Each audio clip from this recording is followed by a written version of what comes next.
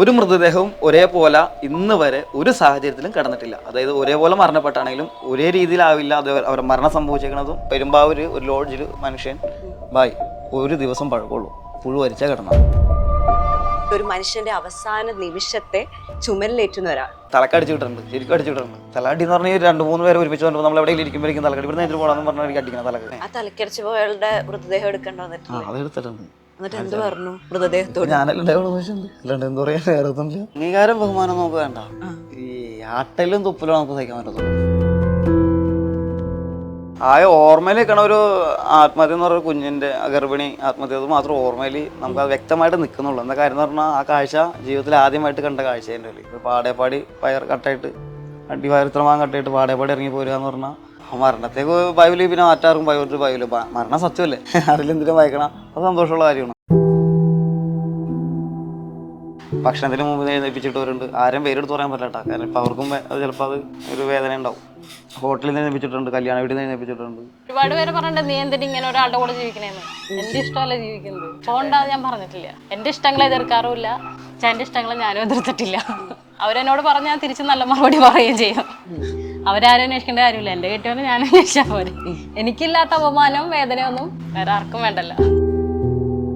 ഈ കാഫറെല്ലാം ഉണ്ടാവുള്ളൂ ഇത്ര നേരം എൻ്റെ പാപ്പാനെ എടുക്കാൻ. ഈ കാഫറേ ഉണ്ടാവുള്ളൂ ഞാൻ കണ്ടപ്പാ. എൻ്റെ പാപ്പാടെ തീട്ടം മാറ്റിയേക്കളെ നിങ്ങൾ ആരും കണ്ടില്ല. ഷർട്ടിന്റെ സൈഡിൽ എവിടെയെങ്കിലും തൊലിയ ചെറിയ പുഴുക്കളോ എന്തെങ്കിലും ഉണ്ടോ നോക്കും. ഉണ്ടെങ്കിൽ അത് എന്തെങ്കിലും മണ്ണ് കുഴിച്ചിട്ട് അതിനകത്തേക്ക് ഇട്ട് വാഷ് ചെയ്യണ എന്തെങ്കിലും സാധനം ഇട്ട് ഒഴിച്ച് അതിനായിട്ട് മൂടി കളഞ്ഞേക്കും. ഞാൻ 16 ദിവസം വെള്ളത്തിൽ കിടന്ന് കിടന്നുണ്ട്. ചെന്ന് പിടിച്ചപ്പോൾ താന്നു പോയി. പതഞ്ഞ് അവസാനം പതയാവും. എല്ലാം മാംസമൊക്കെ അങ്ങനെ വെള്ള കളറായി എല്ലായിടത്തും ചിന്നി ചെറിയ പതയാവും മൊത്തം. പിന്നെ അസ്ഥിയായിട്ട് താഴ്ന്നു പോകും. ഇവരൊക്കെ ചോദിക്കണത് സർക്കാരിൻ്റെ ഉത്തരവാദിത്തമല്ലേ, ഇവര് നിങ്ങൾ എന്തിനാ ഇതൊക്കെ ചെയ്യണമെന്ന് അവർ ചോദിക്കുന്നത്. മണപ്പുറത്തൊക്കെ വന്ന് ചാടിയിട്ട് തൊഴുതും കുളിച്ച് ചാടി പോയി എത്ര പേരുണ്ട്, എത്ര സംഭവിച്ചിട്ടുണ്ട്. ഓക്സിജൻ മൊബൈൽ ഉത്സവം. മൊബൈൽ വിൽപ്പനാനന്തര സേവനത്തിന് 100% ഗ്യാരണ്ടി.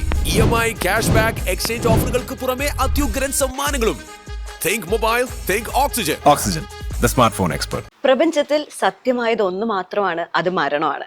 അങ്ങനെയുള്ള മരണങ്ങളെ അല്ലെങ്കിൽ ഒരു മനുഷ്യന്റെ അവസാന നിമിഷത്തെ ചുമലിലേറ്റുന്ന ഒരാൾ. ബിൻസേട്ടാ നമസ്കാരം. ബിൻസി ചേച്ചി നമസ്കാരം.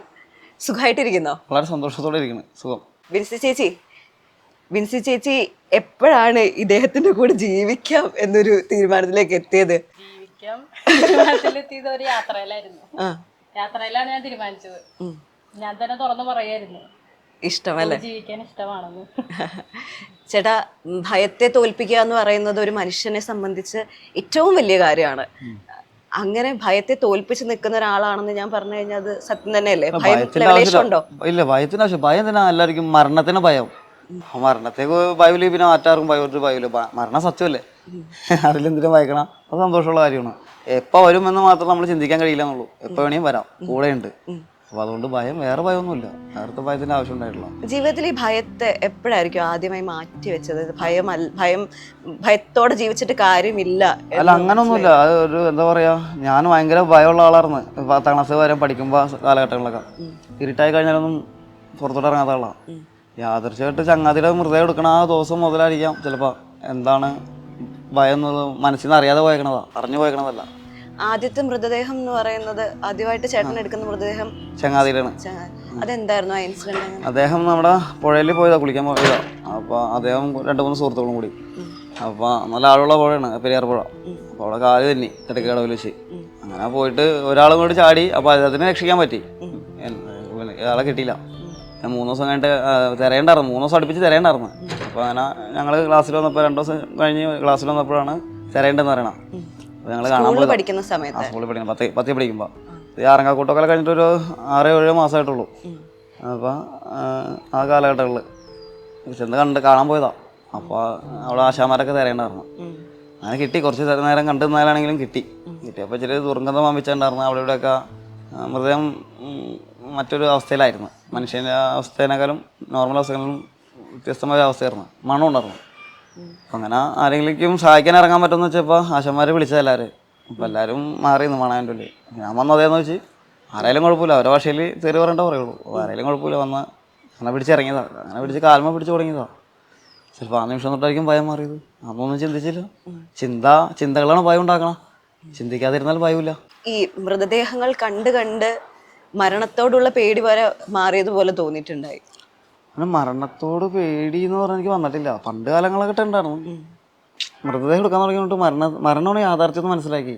മറ്റതെല്ലാം വിദ്യയാണെന്ന് മനസ്സിലാക്കി. യഥാർത്ഥ സത്യം മരണമാണ്. അതിനാ ഭയം ഇല്ലില്ല. ഞാൻ ആളോടും പറഞ്ഞിട്ടുണ്ട് ഭയക്കേണ്ട ആവശ്യം ഇല്ല, എന്തായാലും വന്നേ പറ്റൂ. 2 ദിവസം 3 ദിവസം കഴിഞ്ഞാൽ അവർക്ക് ജീവിച്ചേ പറ്റൂ. ആ സങ്കടം കഴിഞ്ഞാൽ അവന് മരണം ചക്രം പോലെയാണ് വന്നുകൊണ്ടേയിരിക്കുക. നമുക്ക് ഈ ഒരു കാര്യത്തെ ജോലി എന്നതിനേക്കാൾ ഉപരി സേവനമല്ലേ ഇത്? അല്ല, ഞാൻ ഇഷ്ടപ്പെട്ട് ചെയ്യണം. അതുകൊണ്ട് ഞാൻ ജോലിയായിട്ട്, എനിക്ക് മറ്റൊരു ജോലി ഞാൻ ചെയ്യണില്ല. പല ജോലികളിലും പോയിട്ടുണ്ടെങ്കിലും അത് ഇതിലേക്ക് തിരിച്ചു വന്നു. ഞാനത് ജോലിയായിട്ട് തന്നെ, ഞാൻ സേവനമായിട്ട് കരുതിയില്ല. സേവന മനോഭാവം വന്നു കഴിഞ്ഞാൽ ശരിയാവില്ല. ഞാൻ ചെയ്യണ ജോലിയാണ്, ഞാൻ ഇഷ്ടപ്പെട്ട് ചെയ്യണതാണ്. അതുകൊണ്ട് ഞാൻ കഷ്ടപ്പെട്ട് സേവനം ചെയ്യണതല്ല, ഇഷ്ടപ്പെട്ട് ജോലി ചെയ്യണതാണ്. ഞാൻ ഇഷ്ടപ്പെട്ട് വന്നതാണ്. അതുകൊണ്ട് എനിക്കിത് ജോലി തന്നെയാണ്, എൻ്റെ ജോലിയാണ്. മരണങ്ങൾ പലതരത്തിലാണല്ലോ. അപ്പം ഏറ്റവും മനസ്സിൽ ഏറ്റവും മനസ്സ് കല്ലാക്കി ഇറങ്ങേണ്ടത് ഏത് ടൈപ്പ് ഓഫ് മരണങ്ങളിലായിരിക്കും? എനിക്ക് അങ്ങനെ ഇതുവരെ വന്നിട്ടില്ല. അങ്ങനെ കല്ലാക്കേണ്ട കാര്യം വന്നിട്ടില്ല. അങ്ങനത്തെ ഓർമ്മയിൽ നിൽക്കണ ഒരു ആത്മഹത്യ എന്ന് പറയുന്ന കുഞ്ഞിൻ്റെ ഗർഭിണി ആത്മഹത്യ, അത് മാത്രം ഓർമ്മയിൽ നമുക്ക് അത് വ്യക്തമായിട്ട് നിൽക്കുന്നുള്ളൂ. എന്താ കാര്യം എന്ന് പറഞ്ഞാൽ ആ കാഴ്ച ജീവിതത്തിൽ ആദ്യമായിട്ട് കണ്ട കാഴ്ച. എൻ്റെ ഒരു പാടേപ്പാടി പയർ കട്ടായിട്ട് അടിവയറിത്രമാൻ കട്ടായിട്ട് പാടേപ്പാടി ഇറങ്ങി പോരുക എന്ന് പറഞ്ഞാൽ ആ ഒരു കാഴ്ച ആദ്യമായിട്ട് കണ്ടുകൊണ്ട് മാത്രമേ അത് മനസ്സിലേക്കുന്നുള്ളൂ. വേറൊന്നും ഇല്ല. അത് റെയിൽവേ ട്രാക്കിൽ ഉണ്ടായ ട്രെയിൻ ആത്മഹത്യ.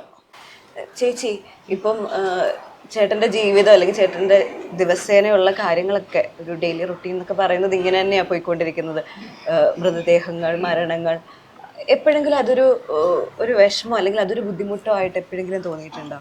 വിഷമം ബുദ്ധിമുട്ടായി തോന്നില്ല. ആൾ ഇഷ്ടപ്പെട്ട് ചെയ്യണ കാരണം കൊണ്ട് ഞാൻ ആ ഇഷ്ടത്തിനൊപ്പം മുമ്പോട്ട് പോകണം. ഇപ്പൊ ആ ഇഷ്ടങ്ങളെ ഞാനും ഇഷ്ടപ്പെടാൻ തുടങ്ങിയിരിക്കുന്നു. ഇപ്പം സമൂഹം എന്നുള്ള ഒരു സംഭവം ഉണ്ടല്ലോ.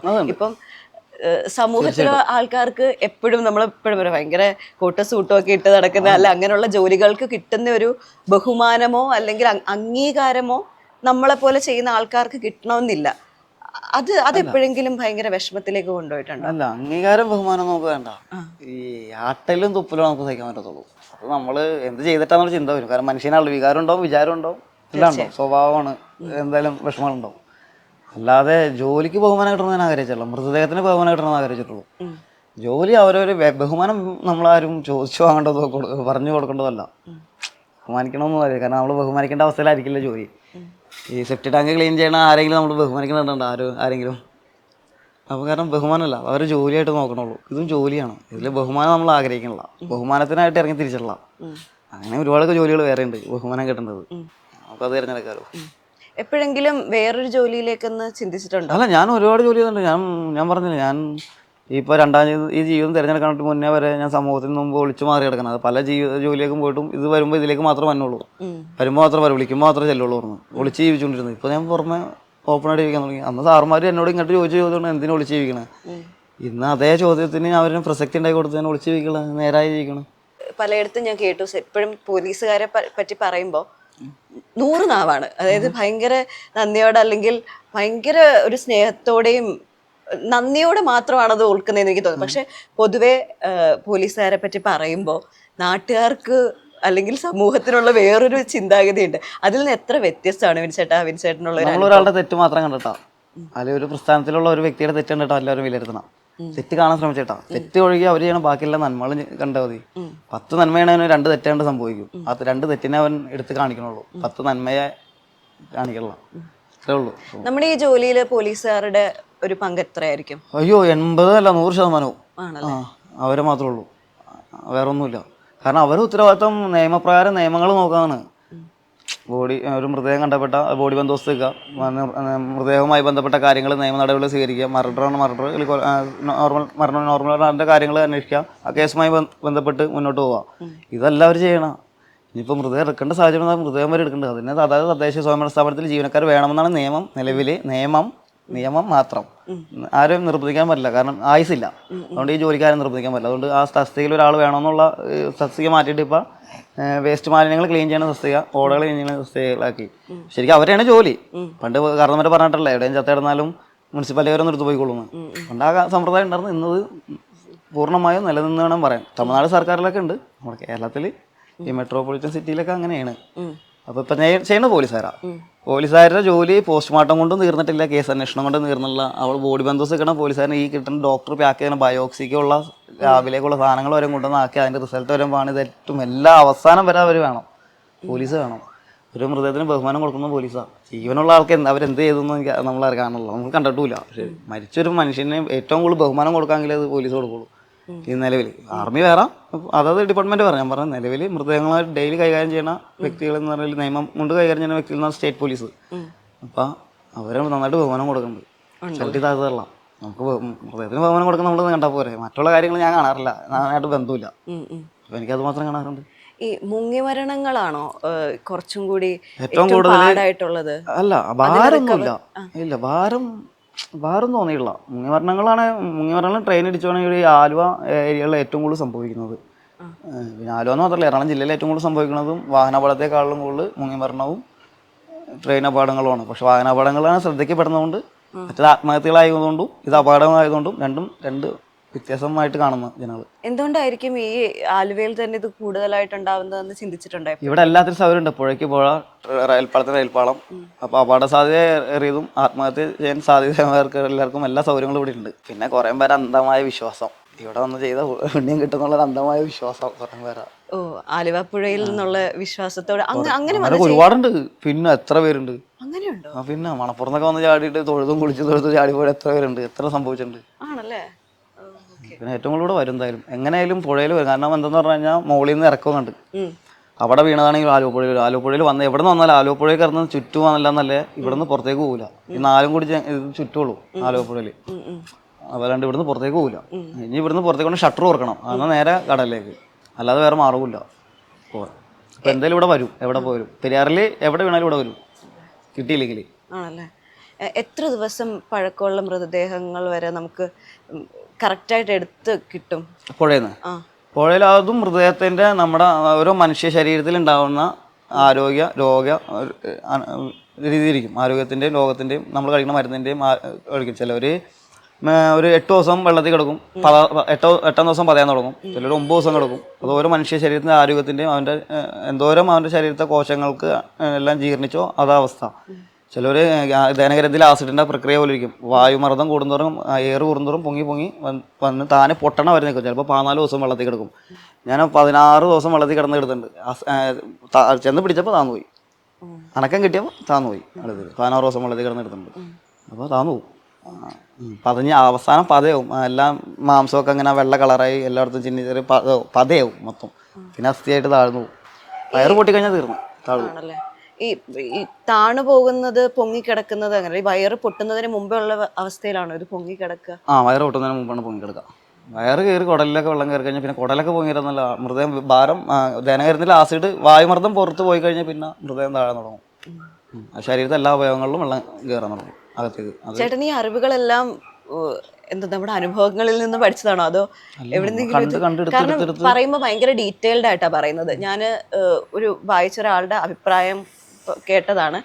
ഇദ്ദേഹത്തെ മെഡിക്കൽ കോളേജിലെ കുട്ടികൾക്ക് പഠനാവശ്യത്തിന് വേണ്ടി ഓരോ ക്ലാസ്സുകൾ വെച്ച് കൊടുക്കണം, അത്രയും അറിവ് ഇദ്ദേഹത്തിന് അറിവുണ്ടെന്നല്ല. നമുക്ക് എല്ലാ കാര്യങ്ങളും അറിയില്ല, പക്ഷെ ചെയ്യുന്ന കാര്യത്തെക്കുറിച്ച് 100% അറിയാം. മറ്റുള്ളൊരു കാര്യം എനിക്ക് അറിയില്ല, ഒന്നിനും അറിയില്ല. അപ്പോൾ ഞാൻ ചെയ്യുന്ന കാര്യത്തെക്കുറിച്ച് ഞാൻ തീർച്ചയായിട്ടും അറിഞ്ഞിരിക്കണം. എന്താ കാര്യം ഒന്നും അറിയാതെ ചെയ്തിട്ട് കാര്യവുമില്ല. എന്തെങ്കിലും അറിഞ്ഞിട്ട് വേണ്ടേ നമുക്ക് ചെയ്യാൻ. അപ്പോൾ ഉടനെ എല്ലാം കണ്ടു പഠിച്ചുമല്ല, ഞാൻ ഒരുപാട് വർഷം ആശന്മാരുടെ കൂടെ പോയി. അതിനുശേഷം അവർ ചെയ്ത് കണ്ടാണ് നമ്മളും കണ്ടു പഠിച്ചതാ. അത് എഴുതിയും പഠിച്ച അറിവൊന്നുമില്ല, കണ്ട് ചെയ്തുള്ള ഇത്. മൃതദേഹത്തിൽ പുഴുവരിക്കുന്ന അവസ്ഥ ശരിക്കും എപ്പോഴാണ് ഉണ്ടാവുക? അതും ഞാൻ പറയാം. വായു സഞ്ചാരം, പ്രകാശ സഞ്ചാരം എന്നിവ ഇല്ലാത്തൊരു മൃതദേഹമാണ്. ഇപ്പോൾ ഈ അടുത്ത കാലത്ത് പെരുമ്പാവൂർ ഒരു ലോഡ്ജിൽ ഒരു മനുഷ്യൻ ഒരു ദിവസം പഴക്കമുള്ളൂ, പുഴു വരിച്ചാൽ കിടന്ന. ഒരു ദിവസം കൊണ്ട് പുഴു വരിക്കും? അത് എന്താന്ന് പറഞ്ഞു കഴിഞ്ഞാൽ അതും ആ മനുഷ്യൻ്റെ ശരീരത്തിൽ അമിതമായ ഡ്രഗ് ഉപയോഗം ഉണ്ടായിരുന്നു. പല അവസ്ഥയിലും ഞാൻ പറയാൻ പാടില്ല, ഡ്രഗ് എന്ന് പറയാൻ പാടില്ലെങ്കിലും വാർത്തയിലൊക്കെ മരണപ്പെട്ട് ഉണ്ടായിരുന്ന. അപ്പോൾ പല രോഗങ്ങളും ഉണ്ടായിരുന്നു അദ്ദേഹത്തിന്. പോരത്തിന് മൃതദേഹം മരിച്ചു കിടന്ന മുറി വായു സഞ്ചാരം ഇല്ലാത്തതും പ്രകാശ സഞ്ചാരം ഇല്ലാത്തതാണ്. അമിതമായ ചൂട് മൃതത്തിൽ നിന്നും കോശങ്ങളെല്ലാം പെട്ടെന്ന് മരണപ്പെടുകയും രക്താണുക്കളും ചുവന്ന രക്താണുക്കൾ ചെയ്യാൻ തുടങ്ങുകയും പെട്ടെന്ന് ചീർന്ന് തൊലി, അതായത് നമ്മുടെ ശരീരം സ്കിൻ ജീർണിച്ച് അഴുകി വീർത്ത് പെട്ടെന്ന് തന്നെ ജീർണിച്ച് അഴുകി വീർത്ത് ഈച്ചകളുടെ പ്രവാഹം ഇല്ലാത്തതുകൊണ്ട് ഈച്ച അതിന് മറ്റും ഈച്ചകൾ മുട്ടയിടാതെ നമ്മുടെ ശരീരത്തിൽ തലച്ചോറിൽ നിന്നും അഴുകി മാറുന്ന, തലച്ചോറ് അഴുകി പെട്ടെന്ന് അഴുകാൻ സാധിച്ച പുഴുവാണ് തലച്ചോറിൽ വന്നതാണ്. പുഴു അരിച്ചിട്ടുണ്ടായിരുന്നു ഒരു ദിവസം കഴിഞ്ഞിട്ടുള്ള ഒറ്റ ദിവസം. അപ്പോൾ അത് മുതൽ 2-ാം ദിവസം ശരിക്കും നോർമലാണ്. 2-ാം ദിവസം കഴിഞ്ഞാൽ പുഴു മുട്ടയിട്ടുണ്ടാവും. 2 ദിവസം മുട്ടയിട്ടുണ്ടാവും. 3-ാം ദിവസം വിരിയാൻ തുടങ്ങും. പുഴു വിരിഞ്ഞിട്ടുണ്ടാവും. പിന്നെ ഉള്ളത് പുഴുവാണ്. ഉണ്ട്. ഈ പുഴു മനുഷ്യനെ തിന്നുന്ന ഒരു അവസ്ഥയിലേക്ക് എത്തില്ലേ? അത് ഇതിന് ശേഷം തിന്നു തുടങ്ങണം. അതാണ് പുഴു തിന്നു തുടങ്ങണത്. പുഴു അരിക്കുന്ന മാത്രമല്ല, പുഴു അരിക്കുക. അതാ തിന്നു തുടങ്ങണം, മനുഷ്യനെ തിന്നു തുടങ്ങണത്. അത് പിന്നെ അത് ഈച്ചയെ മാറും. ആ പുഴു വലുതായി കഴിഞ്ഞാൽ ഈച്ചയെ മാറും. 5 ദിവസം കഴിഞ്ഞാൽ ആ ഈച്ചയെ മാറും. 4 ദിവസം കഴിഞ്ഞാൽ ഓരോ പുഴുവിനും ഓരോ വ്യത്യസ്തമാണ്. മൃതത്തിൽ വരുന്ന പല ഈച്ചകളും, മണികണ്ഠൻ ഈച്ച മുതൽ 4 തരം ഈച്ചകൾ വരുന്നുണ്ട്. മനുഷ്യൻ്റെ കണ്ണിൽ പെടാത്ത, പ്രകാശത്തിൽ പുറത്തേക്ക് വരാത്ത തരം 2 തരം ഈച്ചകളുണ്ട്. ഇംഗ്ലീഷ് പേരൊന്നും എനിക്കറിയില്ല, അതുകൊണ്ടാണ് പറയാത്തത്. ഈച്ചകളുണ്ട്. അതിലൊരു ഈച്ച കടിച്ചാൽ പല പോലീസുകാർക്ക് ഇന്ന് ഏകദേശം 1600 ചില്ലനം പോലീസുകാർക്ക് 2024 കണക്ക് പ്രകാരം, ആരോഗ്യ സംഘടനയുടെ കണക്ക് പ്രകാരം 1600 ചില്ലനം പോലീസുകാർക്ക് മൃതദേഹത്തിൽ നിന്ന് വരുന്ന രോഗങ്ങൾ ബാധിച്ചിട്ടുണ്ട്. പോലീസുകാർക്ക്, ഇൻക്വസ്റ്റുമായി ബന്ധപ്പെട്ട പോലീസുകാർക്ക്, മൃതദേഹമായി ബന്ധപ്പെടുന്നതും എടുക്കുന്ന പോലീസുകാർ വരെ ഉണ്ട്. അപ്പോൾ ഇതൊന്നും നമ്മൾ ശ്രദ്ധിക്കില്ല. പല രോഗങ്ങൾക്ക് ഇപ്പോൾ പേര് പറയുമ്പോൾ ഇവിടെ ഒരു ആലുവയിൽ ഉണ്ടായിരുന്ന സാറും രോഗം ബാധിച്ചാൽ മരിച്ച, ഇതൊന്നും പിന്നീട് അറിയുള്ളൂ ഇതിൽ നിന്നുണ്ടാവുന്ന രോഗങ്ങളാണെന്ന്. അപ്പോൾ അത് ഏതുതരം അണുക്കളും ആ സമയത്ത് വരാം, ഏതുതരം ഈച്ചകൾ വരാം. അത് നമുക്ക് അതിൻ്റെ എല്ലാ പേരുകളും അറിയണമെങ്കിൽ അതിനെ പിടിച്ചേറി അന്വേഷിക്കേണ്ടി വരും. പക്ഷേ നമുക്ക് കണ്ട ഇതിനൊക്കെ തിരിച്ചറിയാൻ സാധിക്കും. എൻ്റെ പേരൊന്നും അറിയില്ലെങ്കിൽ കണ്ടാൽ തിരിച്ചറിയാൻ സാധിക്കും. അല്ല, ഇങ്ങനെയുള്ള ഈച്ചകൾ ചേട്ടനെ എപ്പോഴെങ്കിലും ആക്രമിച്ചു? എന്നെ അടിച്ചില്ല. എൻ്റെ പാട് ഇപ്പോഴും കാലമുണ്ട്. 6 വർഷം മുമ്പ് കടിച്ചത്. അത് എന്ന് പറഞ്ഞാൽ കടിക്കല്ല, നമ്മുടെ ശരീരത്തിൽ സ്കിന്നിൽ മുട്ടയിടും. അത് നമ്മളറിയില്ല. ആ ചൊറിയാൻ തുടങ്ങുമ്പോൾ നമ്മൾ ശ്രദ്ധിക്കുള്ളൂ. അപ്പോഴാണ് വീർത്തുണ്ടാവും. പിന്നെ അത് ഇതാ മുട്ട വരും. അത് പുഴുവായിട്ട് വരണം. അത് എൻ്റെ ശരീരത്തല്ല, വേറെ ആരുടെ ശരീരത്തിൽ അടിച്ചാലും എന്തെങ്കിലും രോഗം ബാധിക്കും. എന്തെങ്കിലും രോഗം വന്നിട്ട് പോയനെ. ഇപ്പം നിലവിൽ അതിനുള്ള പ്രതിരോധ ശേഷി ഇഞ്ചക്ഷൻ വെച്ചതുകൊണ്ട് നമുക്ക് അതിൻ്റെ രോഗമായിട്ട് പിടിക്കില്ല. ഇങ്ങനെയുള്ള മൃതദേഹങ്ങളൊക്കെ എടുക്കാൻ പോയി കഴിഞ്ഞ് തിരിച്ച് വീട്ടിൽ വരുമ്പോൾ എങ്ങനെയാ ചേട്ടനൊന്ന് കെയർ ചെയ്യുന്നത്? അത് ചെയ്യണ ദേഹമാണ്. ചേച്ചി അതെന്താ ചേച്ചി ചെയ്യുക? കാരണം നമ്മളത് അണുബാധ നമ്മുടെ ശരീരത്തിൽ നിന്ന് മാറ്റണമല്ലോ. ജോലി കഴിഞ്ഞ് തിരിച്ചു വന്നു കഴിഞ്ഞാൽ ഷർട്ടും ഇട്ടിരിക്കണ വസ്ത്രം എന്താണ് അത് അപ്പം തന്നെ കൊണ്ടുപോയി ക്ലീൻ ചെയ്യാനിടും. പിന്നെ ആള് കുളിക്കുന്നത് ആര്യവേപ്പ്, ഇത് പനിക്കൂർക്ക, തുളസി, പ്ലാവിൻ്റെ പഴുത്തല, പിന്നെ പുളിയില, ഇതിട്ട് വെള്ളം തിളപ്പിച്ച് വെക്കും. വിളിച്ച് പറയും വരാറായെന്ന് പറയും. അപ്പം തന്നെ വെള്ളം തിളപ്പിച്ച് വെള്ളം നല്ല പച്ച കളറാക്കി വെക്കും. ആ പച്ച കളർ വെള്ളത്തിലാണ് കുളിക്കാറ്. നന്നായിട്ട് വെട്ടി തിളച്ച് ഇച്ചിരി സമയം കഴിഞ്ഞേക്കണം, അപ്പോഴേക്കേ വരുള്ളൂ. അത് കഴിഞ്ഞ് ഷർട്ടും ഇട്ടുകൊണ്ട് വന്നാൽ ഷർട്ടും മുണ്ടോ എന്തായാലും പുറകുവശത്ത് കൊണ്ടുപോയി ചിലപ്പോൾ എന്തെങ്കിലും ഷർട്ടിൻ്റെ സൈഡിൽ എവിടെയെങ്കിലും തൊലിയോ ചെറിയ പുഴുക്കളോ എന്തെങ്കിലും ഉണ്ടോ നോക്കും. ഉണ്ടെങ്കിൽ അത് എന്തെങ്കിലും മണ്ണ് കുഴിച്ചിട്ട് അതിനകത്തേക്ക് ഇട്ട് എന്തെങ്കിലും ഈ ഇതില്ലേ വാഷ് ചെയ്യണ എന്തെങ്കിലും സാധനം ഇട്ട് ഒഴിച്ച് അതിനായിട്ട് മൂടി കളഞ്ഞേക്കും. എന്നിട്ടാണ് ഷർട്ടോ പാൻറ്റോ ഷർട്ടോ മുണ്ടോ എന്തായാലും കൊണ്ടുപോയി സോപ്പ് വെള്ളത്തിൽ മുക്കി വെക്കും. അതും ചിലപ്പോൾ ഒരുപാട് സ്മെല്ലൊക്കെ ഉണ്ടെങ്കിൽ ചൂടുവെള്ളം ഒഴിക്കും. ചൂടുവെള്ളം ഒഴിച്ചിട്ട് ഇടാറ്. അത് കഴിഞ്ഞാൽ ഒരു മണിക്കൂറൊക്കെ കഴിഞ്ഞ് കഴിയുമ്പോൾ എടുത്ത് അലക്കി നല്ല വെയിലുള്ള സ്ഥലത്ത് വിരിച്ചിടും. ഇതാണ് വന്നു കഴിഞ്ഞാലുള്ള റൂട്ടീൻ. ചൂടുവെള്ളം നെയ്യ് പൊങ്ങി പോരും. നെയ്യോ? ഷർട്ടില് ഒട്ടിപ്പിടിച്ചിരിക്കുന്ന നെയ്യ് ഉണ്ടാവും അല്ലേ? നെയ്യെല്ലാം പുറത്തേക്ക് പോരും. ചൂടുവെള്ളം ഒഴിച്ച് കഴിയുമ്പോൾ അത് പൊന്തി വരും. ചേട്ടൻ ശരിക്കും കൈകൊണ്ട് വാരിയാണല്ലേ എല്ലാം എടുക്കുക? കൈകൊണ്ട് വാരി ഇങ്ങനെ ഇതുപോലെ തൊലിയും മാംസവും ഒക്കെ ശരീരത്ത് പറ്റിപ്പിടിച്ചു. ഈ പാന്റിന്റെ അടിയില് ഈ ഭാഗങ്ങളില് ഷർട്ട് നെഞ്ചിന്റെ ഈ സൈഡ് ഇത്ര സൈഡില് ചിലപ്പോഴൊക്കെ ഉണ്ടാവാറുണ്ട്. ബ്ലഡ് ഉണ്ടാവാറുണ്ട്.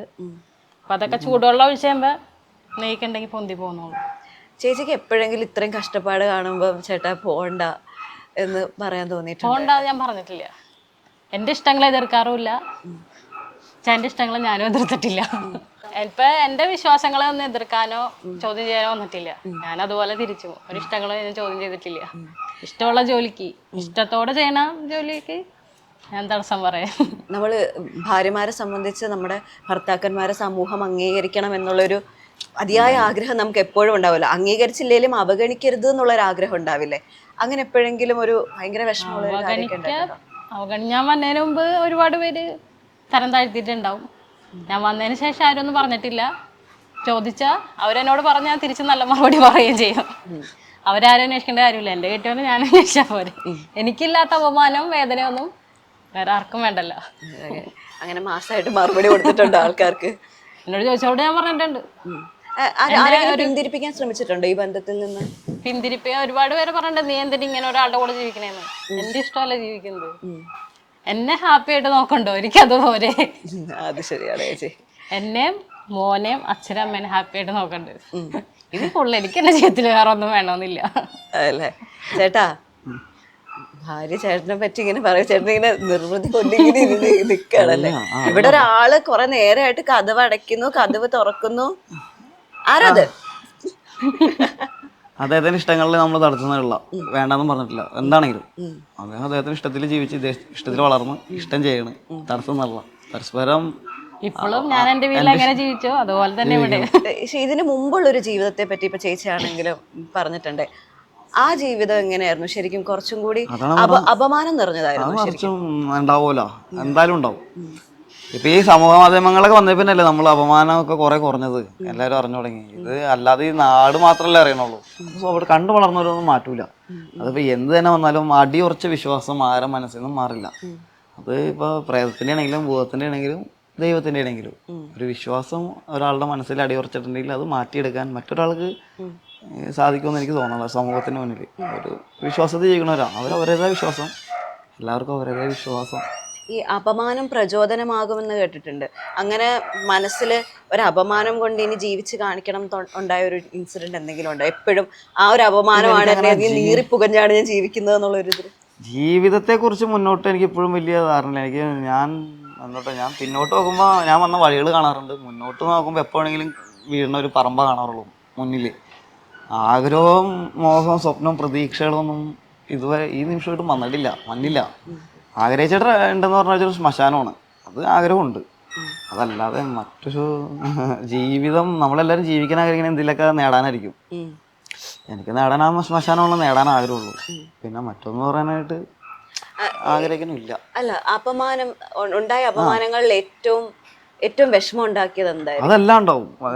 അത് പറയാനാണെങ്കിൽ തീരൂല, ഇന്നെങ്ങാനും തീരൂല. കാരണം പലരും പല രീതിയിൽ അപമാനിക്കണം. കാർക്കി ചുപ്പവരുണ്ട്, എഴുന്നേറ്റ് വിട്ടവരുണ്ട്, ഭക്ഷണത്തിന് മുമ്പ് എഴുന്നേൽപ്പിച്ചിട്ടവരുണ്ട്. ആരും പേരെടുത്ത് പറയാൻ പറ്റില്ല. കാരണം ഇപ്പം അവർക്കും അത് ചിലപ്പോൾ അത് ഒരു വേദന ഉണ്ടാവും. ഹോട്ടലിൽ നിന്ന് എഴുന്നേൽപ്പിച്ചിട്ടുണ്ട്, കല്യാണ വീട്ടിൽ നിന്ന് എഴുന്നേൽപ്പിച്ചിട്ടുണ്ട്, കല്യാണ വീട്ടിൽ നിന്നൊക്കെ സ്വന്തക്കാർ വീട്ടിൽ നിന്ന് എഴുന്നേൽപ്പിച്ചിട്ടുണ്ട്. ആരും വീട്ടിൽ കയറ്റിയിട്ടില്ല. എന്താ പറഞ്ഞാൽ വല്ലയിടത്ത് അടുത്ത് നോക്കുമ്പോൾ കളിയാക്കിയിട്ടുണ്ട്, കാർക്ക് ചൂപ്പിയിട്ടുണ്ട്. ഒന്നും പറയാൻ പറ്റില്ല. പലതരത്തിലും അപമാനിച്ചിട്ടുണ്ട്. അപമാനം പലതരത്തിലും കിട്ടിയിട്ടുണ്ട്. ഓരോ തരത്വവും വ്യത്യസ്തമാണ്. അപമാനം ഒരേപോലെ അല്ല, പലതും പല രീതിയിലും പല വാക്കുകളാൽ വ്യത്യസ്തമാണ്. പല വാക്കുകളാൽ മൂർച്ചയേറിയതാണ്, പല വാക്കുകളാൽ ആഴത്തിൽ പതിക്കുന്നതാണ്. അതുകൊണ്ട് നമുക്കതിന് ഇന്നൊന്നുമില്ല, എല്ലാത്തിലും ഒരേപോലെ കിട്ടിയിട്ടുണ്ട്. സാർമാർ സപ്പോർട്ട് ചെയ്ത് പിന്നെ കുറേയൊക്കെ നിർത്തിയത് ഈ കളിയാക്കണവർ ഇതിലൊക്കെ പറഞ്ഞാലും സാർമാർ അവർ കുറേ കണ്ടുകൊണ്ടാണ് പിന്നെ നമ്മളോട് പിന്നെ കുറേ പേരൊക്കെ നിയമം തെറ്റിക്കണവരൊന്നും നമ്മുടെ അടുത്ത് നമ്മളെ നേരിട്ട് പറയണ്ടായത്. ഒരു രൂപ നാണയത്തിന്റെ കഥ ഞാൻ കേട്ടു. വലിയൊരാളാണ്, ഇന്ന് ഡൽഹിയിലൊക്കെ ജോലി ചെയ്യുന്ന വലിയൊരാളാണ്. എല്ലാവരും അറിയും, ചാനലൊക്കെ അറിയും. ഞാൻ 1-2 ഇന്റർവ്യൂവിലൊക്കെ അദ്ദേഹത്തെ കണ്ടിട്ടുണ്ട്. പിന്നെ അദ്ദേഹത്തിന്റെ പേരൊക്കെ എടുത്ത് പറഞ്ഞത് ശരിയല്ല. എന്നെങ്കിലും എനിക്ക് അതിനെ കുറിച്ച് വലിയ ഇതൊന്നുമില്ല. ശരിക്കും എന്താ സംഭവിച്ചത്? അത് അദ്ദേഹം എന്തോ ദേഷ്യത്തിലായിരിക്കാം. ആ സമയത്തായിരിക്കും നമ്മള് വണ്ടിയുടെയും പണിക്കാരെയും ഓരോരുത്തരും പണിക്കാരെ കൊണ്ടുവന്ന സാധനങ്ങളൊക്കെ എടുക്കേണ്ടതിന് പൈസ വെച്ചത്. എന്ത് മരണമായിരുന്നു അത്? അപകട മരണം പറഞ്ഞു അച്ഛൻ്റെ. അദ്ദേഹത്തിന്റെ അല്ല കേട്ടോ, അദ്ദേഹത്തിന്റെ അച്ഛനാണ് അപകടം പറഞ്ഞു. അപകടം എന്ന് പറഞ്ഞാൽ ഞാൻ പറഞ്ഞ വാഹന അപകടമല്ല, മറ്റൊരു തരത്തിലുള്ള അപകടം. കാരണം എല്ലാം പ്രശസ്തി ആർജ ആളതിന്റെ പേര് ചിലപ്പോൾ അത് നമുക്കത് ചിലപ്പോൾ അത് നല്ലൊരു നാളെ വേറെ എന്തെങ്കിലും രീതിയിലായിരിക്കും ചിന്തിക്കണം, ജനങ്ങളെ ചിന്തിക്കണം ഞാൻ പറയണതും.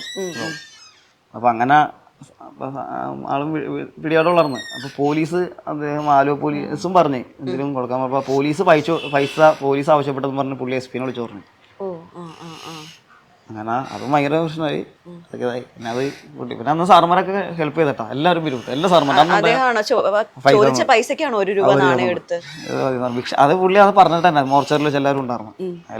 പിന്നെ ഞാൻ അന്ന് പോസ്റ്റൊക്കെ കിട്ടാം. അന്ന് പിന്നെ സാർമാരെല്ലാം കൂടി പിരിവിട്ട് അന്നെനിക്ക് നല്ല അത്യാവശ്യം നല്ല പൈസ ഒക്കെ ആണല്ലേ എല്ലാവർക്കും കൊടുക്കാൻ വേണ്ടി. അത് കുഴപ്പമില്ല. പിന്നെ അത് പോട്ടെ, അവരടുത്ത് എനിക്ക് അറിയിച്ചിട്ടും കാര്യമില്ല. കാരണം സാർമാർക്ക് ഒരു പറയണതിലൊരു പരിധി ഉണ്ടല്ലോ. അത് പറഞ്ഞപ്പോൾ SP വിളിച്ച് പറഞ്ഞത് പോലീസ് പൈസ വെച്ചെന്നാ. അങ്ങനെ അങ്ങനെ കാരണം മൃതദേഹത്തിൻ്റെ പിന്നെ ഈ മൃതദേഹം എടുക്കുമ്പോൾ ഒരുപാട് രൂപ ചിലവുണ്ട്. അനാഥനാണെങ്കിൽ നമ്മൾ എല്ലാം എടുക്കുന്നുണ്ട്, പക്ഷെ ആളുള്ളവരെ നമ്മൾ പൈസ ഉപയോഗിക്കണുള്ളൂ. അപ്പോൾ ഈ ചിലവെന്ന് പറഞ്ഞാൽ ചിലപ്പോൾ ആ സമയത്ത് ഷീറ്റ് വരെ വാങ്ങണം, എല്ലാ കാര്യങ്ങളും.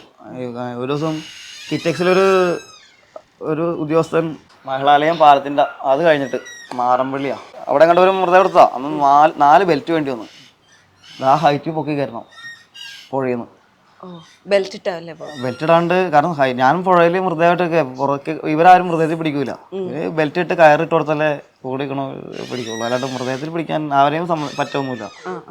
അപ്പം അങ്ങനെ പൊക്കി കയറ്റിയതാ. അപ്പം ബെൽറ്റൊക്കെ പൊട്ടിപ്പോയി. അപ്പോൾ ബെൽറ്റ് പൈസ കൊടുത്ത് വാങ്ങി തരണം, വേറെ ആളുടെ നിന്ന് പൈസ എടുത്തിട്ട്. അതിൻ്റെ പൈസ അത് ചോദിച്ചപ്പോൾ അതും ഇതുപോലെ പ്രശ്നമായതാണ്. ഇങ്ങനെയൊക്കെ വന്ന സാഹചര്യത്തിൽ കാശുള്ളവരാ പ്രശ്നം ഉണ്ടാക്കിയിട്ടുള്ളൂ. പക്ഷെ ഇതൊന്നും അവരറിയാം. ഇവ ബെൽറ്റ് കാശുള്ളവരാണ് കാശ് തരാത്തത്. അതേ ഉള്ളൂ. കാരണം കാശുള്ള ഇല്ലാത്ത ആൾക്ക് എന്തായാലും നാട്ടുകാർ പറഞ്ഞാണെങ്കിൽ അവർക്ക് അറിയാൻ പറ്റും. ഇവരൊക്കെ ചോദിക്കണത് സർക്കാരിൻ്റെ ഉത്തരവാദിത്തമല്ല, ഇവര് നിങ്ങൾ എന്തിനാ ഇതൊക്കെ ചെയ്യണമെന്ന് അവർ ചോദിക്കുന്നത്. ഓ അങ്ങനെ ഇത് ശരിക്കും ഇത് സർക്കാരിൻ്റെ അല്ലല്ലോ ചെലവാക്കുന്നത്?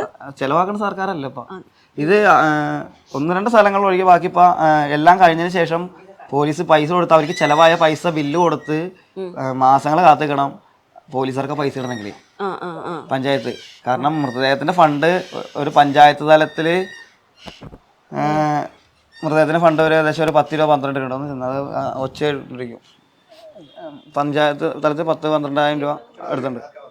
അപ്പോൾ അന്ന് ആ അടുത്ത് തന്നെ ബെൽറ്റ് 2 പൊട്ടിപ്പോയി, പിന്നെ 2 വലിച്ചേറ്റി പിന്നെയും പൊട്ടിപ്പോയി. കാരണം അത്ര ഹൈറ്റ് ഉണ്ട്. ഉദ്ദേശിക്കുന്ന പോലെ അല്ല. നമ്മുടെ നല്ല ഷേപ്പ് കട്ടിങ് അല്ല പുഴ, കാടും മണ്ണും കല്ലും ഇതൊക്കെ ഉള്ളതാണ്. അതനുസരിച്ച് നമുക്ക് അടിയിൽ നിന്ന് എടുത്ത് പിടിച്ചും വരുമ്പോൾ അനുസരിച്ച് ഇവർ പൊക്കിൽ എനിക്ക് കയറി കൊണ്ടുവരാൻ പറ്റുള്ളൂ. അപ്പം അന്ന് ഇതുപോലെ അതും കിറ്റക്സ് എത്ര വലിയ കമ്പനിയാണ്, അവരെ പൈസയും കിട്ടിയില്ല. അത് നല്ലൊരു എമൗണ്ട് ഉണ്ടായിരുന്നു. എല്ലാത്തിനും ആംബുലൻസിന് ഒരുപാട് സാധനങ്ങൾ ചിലവായതാണ്. അപ്പോൾ അതൊക്കെ വേറെ ടീം വാങ്ങിച്ചെന്താ പൈസ കൊടുത്ത് വാങ്ങിച്ചത്. അന്ന് ആ സമയത്ത് ഞങ്ങളൊരു 2-2.5 മണിക്കൂർ വെയിറ്റ് ചെയ്തിട്ട് അവർ വാങ്ങിച്ചു വന്നതാണ്. അങ്ങനെ അവരൊക്കെ ആ പൈസ കൊടുക്കാണ്ട് പറ്റിയില്ല. അതും സാറുമാർ പിരിവിട്ടാണ് പൈസ എന്നിട്ട് ഞാൻ കൊണ്ടുപോയി കൊടുത്തത്. അതുപോലെ ഇങ്ങനെ ഇത്ര കാശുള്ളവർ മാത്രമേ കമ്പനിക്കാർ മാത്രമേ ഇങ്ങനെ പൈസ തരത്തുള്ളൂ. പിന്നെ ഡോക്ടറല്ല, പ്രൊഫസർ. സംഭവം അത് ഈ ഇത്ര വലിയ UC കോളേജിലാ. അത് പിന്നെ അത് എന്താ പറയുക, അത് പറഞ്ഞിട്ട് കാര്യമില്ല. അവിടെ അവരുണ്ടായൊരു അദ്ദേഹത്തിൻ്റെ മകനൊരു അമേരിക്കയിലുള്ള ഒരാളെ കണ്ട. അപ്പോൾ അതിന് വലിയ കാശുകാരനാണ്. ഏകദേശം അദ്ദേഹം മരണാനന്തര കർമ്മങ്ങൾ മൊത്തം ചെയ്ത് കൊടുത്ത്, അതായത് പള്ളിയിൽ അടക്കാൻ ചെയ്യണം. അപ്പോൾ നമ്മൾ സാധാരണ ഒരു പെട്ടിയൊക്കെ വാങ്ങുമ്പോൾ നമ്മൾ സാധാരണ പെട്ടി വാങ്ങാറുള്ളൂ. അപ്പോൾ അവർക്കത് പറ്റില്ല, സ്റ്റാൻഡേർഡ് വേണം. സ്റ്റാൻഡേർഡ് പെട്ടി എന്നൊക്കെ പറഞ്ഞ ഒരു 12,000 രൂപ മേപ്പോട്ട് വരും. നമ്മൾ 4,000 രൂപ 3,500 ആ റേഞ്ച് പെട്ടി പോകുമ്പോൾ അവർക്കത് പറ്റില്ല. എന്നാൽ ഏകദേശം എത്ര രൂപ പൂക്കൾ, 16,000 രൂപ പൂക്കൾ അല്ലേ ഉണ്ടായിരുന്നു. ഞങ്ങൾ 2,000 രൂപ പൂക്കളാകുമ്പോൾ അതൊക്കെ വാങ്ങി ഏകദേശം 75,000 രൂപയുടെ സാധനങ്ങൾ മാത്രം വാങ്ങി. 4 സെക്യൂരിറ്റിക്കാർ 2 ദിവസം എല്ലാ കാര്യങ്ങൾക്കും ഉൾപ്പെടെ 75,000 രൂപ ചിലവാക്കിയിട്ട് അത്രയും പൈസ നമ്മൾ 50,000 രൂപ എന്ന് പറഞ്ഞ് 50,000 രൂപ പുള്ളി പോയി കളഞ്ഞു. നമുക്ക് നഷ്ടമല്ലേ? 25,000 കയ്യിൽ നിന്ന് പോയി ബാക്കി ഇത് ചെലവായ പൈസ. പിന്നെ ഇവർക്ക് ശമ്പളമൊക്കെ കൊടുക്കണ്ടേ, പണിക്കാർക്ക് കൊടുക്കണ്ടേ, അത് സാധനങ്ങൾ വാങ്ങിയത്. ഇങ്ങനെയൊക്കെ കാശുള്ളവരെന്ന് മാത്രം. ബാക്കി പാവപ്പെട്ടവരാരും ഇന്നുവരെ അങ്ങനത്തെ ഒരു വരാണ്ടിരുന്നുള്ള 10 രൂപ കൂടാൻ പറ്റുള്ളൂ പാവപ്പെട്ടവരാണെങ്കിലും. എവിടെ രാഷ്ട്രീയക്കാരും കാശുള്ളവർ പൈസ തരാണ്ട് പോയിട്ടുള്ളൂ. രാഷ്ട്രീയക്കാരെല്ലാവരും തരാണ്ട് കേട്ടോ, എല്ലാ രാഷ്ട്രീയക്കാരും തരാണ്ട്. ഒന്നിനൊന്ന് എല്ലാവരും കണക്കാം. അതിൽ പിന്നെ ഒരാളെ പറയാൻ പറ്റില്ല. ഭരണത്തിലിരിക്കണവരെ എടുത്തുണ്ട്, ഇല്ലാത്തവരെ എടുത്തിട്ടുണ്ട് മക്കളെ അവരൊക്കെ. അതൊക്കെ പോകും. അപ്പോൾ സാറന്മാർ പൈസ തരും. ചേച്ചി ഇപ്പോൾ ചേട്ടൻ വന്ന ഓരോ അനുഭവങ്ങൾ പറയുമ്പോൾ ചേച്ചിക്ക് ഏറ്റവും മനസ്സിൽ വിഷമം ഉണ്ടാക്കിയ ഒരു കാര്യം എന്തായിരുന്നു? മനസ്സിൽ വിഷമം ഉണ്ടാക്കിയത് ഇവിടെ മാർക്കറ്റിലൊരു കുഞ്ഞിൻ്റെ മൃതദേഹം എടുത്തു. പേര് പറയാൻ പാടുന്നുണ്ടോ, ഞാൻ പേര് പറയാതിരുന്നത്. കുഞ്ഞിൻ്റെ ആയിരുന്നു. പിന്നെ അവിടെ പോകുമ്പോൾ അത് കാണുമ്പോൾ ഉള്ള ഒരു ബുദ്ധിമുട്ട്. അത് ചേട്ടാ ശരിക്കും നമ്മൾ കേരളത്തിൽ എല്ലാവരും ഭയങ്കരമായി പ്രാർത്ഥിച്ച് നോക്കിയിരുന്നൊരു കാര്യമാണ് അത് ചേട്ടൻ അങ്ങനെയുള്ളൊരു അവസ്ഥ എന്താ? എനിക്ക് ശരിക്കും ചോദിക്കുമ്പോൾ എനിക്ക് തന്നെ തൊണ്ടയിടറി പോകുന്നുണ്ട്. അല്ല, എനിക്ക് അങ്ങനത്തെ ഒരു അതൊന്നുമില്ല. ഞാൻ അതിനെക്കുറിച്ചൊന്നും ഞാൻ അറിഞ്ഞില്ല. മിസ്സിങ്ങിൻ്റെ കാര്യങ്ങളൊക്കെ ശരി നടക്കുന്നുണ്ട്. കാരണം എല്ലാ ദിവസവും കുട്ടികളും എനിക്ക് ഇതിപ്പോൾ നമുക്ക് ഒരു മിസ്സിങ് ഗ്രൂപ്പ് ഉണ്ട് കേരള പോലീസിൻ്റെ, സ്റ്റേറ്റ് പോലീസിൻ്റെ. അതിൽ പോലീസ്, ഫയർഫോഴ്സ്, ആർമി, മറ്റേ RPF എല്ലാവരും പെടും.